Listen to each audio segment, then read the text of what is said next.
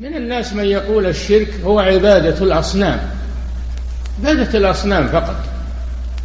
نعم، عبادة الأصنام شرك، ولكن دعاء الأولياء والصالحين والاستغاثة بهم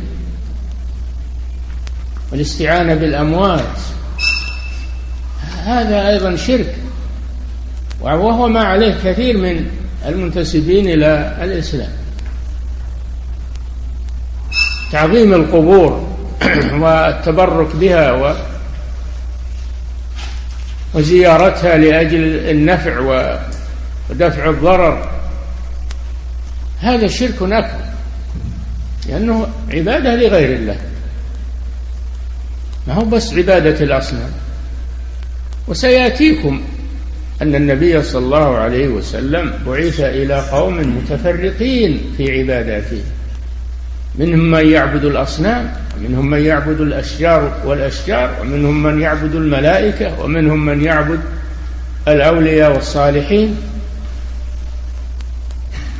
فقاتلهم رسول الله صلى الله عليه وسلم ولم يفرق بينهم، ما فرق بين من يعبد الصنم ومن يعبد الأولياء والصالحين، ما فرق بينهم، قاتلهم جميعا، لأنهم كلهم مشركون، ما فرق بينهم في الحكم كما يفرق هؤلاء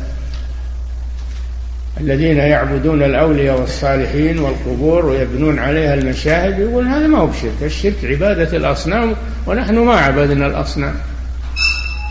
عبادة الأصنام نوع من أنواع الشرك،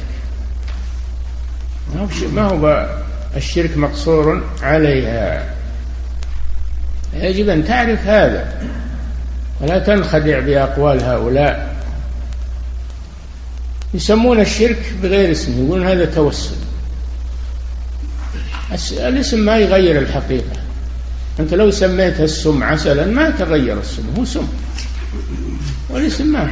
فإذا سميت الشرك لأنه توسل هذا ما يغير الحقيقة، هو شرك، وهذا توسل بالصالحين،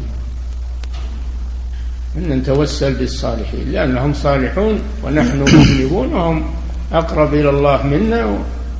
الله ما أمرك بهذا، الله أمرك أن تدعوه مباشرة، تدعو الله مخلصين له الدين، وأن المساجد لله فلا تدعوا مع الله أحدا، وقال ربكم ادعوني أستجب لكم، ما قال ادعوا لي بواسطة فلان ولا توسلوا لي بفلان، ما قال هذا.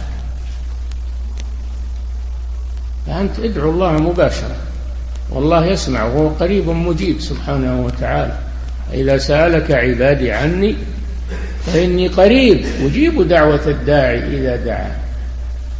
ما يحتاج تكتب له ورقة ومعروض، ولا يحتاج توسط واحد يروح لمه ويقول له مثل ملوك الدنيا أبدا. ارفع يديك في أي مكان وفي أي زمان، ارفع يديك إلى الله وادعه، والله يسمعك ويقدر على إجابتك. فلماذا تلف تروح مع طرق ما أمر الله بها؟ الله قال ادعوني، ما قال توسلوا إلي. أما قوله اتقوا الله وابتغوا إليه الوسيلة، الوسيلة الطاعة، يعني أطيعوني. الوسيلة الطاعة سميت وسيلة لأنها تقرب إلى الله عز وجل. هذا الوسيلة أنك تتخذ واسطة من الخلق، هذا تفسير باطل، تفسير باطل وضلال. الوسيلة هي العبادة والطاعة، هي سميت وسيلة لأنها تقربك إلى الله جل وعلا.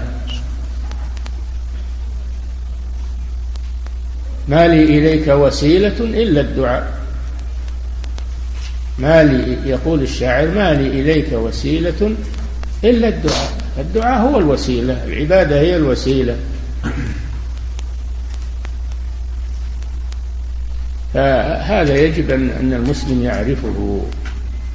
كل اللي قلت الشرك يقول أعوذ بالله، تعوذ من الشرك، وهذا صحيح طيب هذا.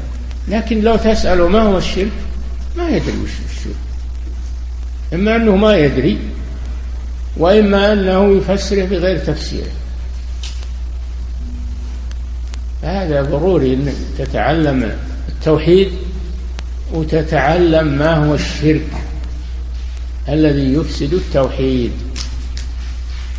من أجل أن تتجنبه. أنت إذا لم تعرف نواقض الوضوء يمكن ينتقض وضوءك ما دريت.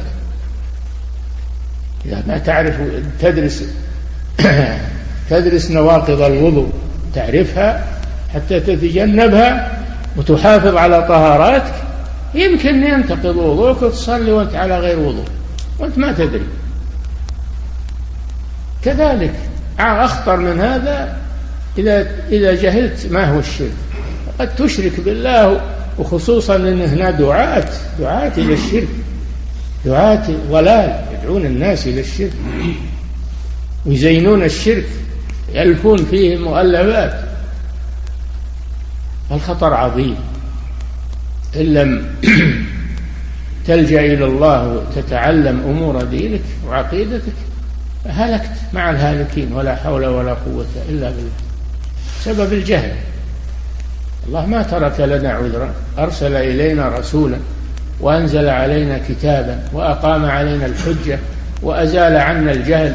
اقرأ القرآن يا أخي، شوف كم فيه من آية تحذر من الشرك وتبين ما هو الشرك في القرآن العظيم. ولكن تقرأه بس مجرد تحسين صوت وحفظ وما أشبه ذلك، هذا ما يكفي. لازم تقف عند كل آية وتعرف معناها، خصوصا آيات التوحيد والآيات اللي فيها التحذير من الشرك، من أجل أن تحافظ على عقيدتك وعلى دينك، تسير على منهج صحيح.